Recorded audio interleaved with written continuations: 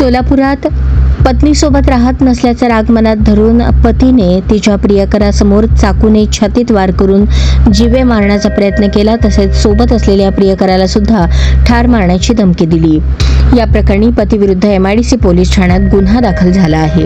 लक्ष्मी विनोद सर्वदे वय 25 राहणार सध्या तेलघाणा सोसायटी मोकळे मैदान मर्दा मंगल कार्यालयाच्या बाजूला लक्ष्मी मंदिरासमोर अक्कलकोट रोड सोलापूर यांनी दिलेल्या फिर्यादीवरून पती विनोद नामदेव सर्वदे राहणार जोशी गल्ली याच्या विरोधात गुन्हा दाखल झाला आहे।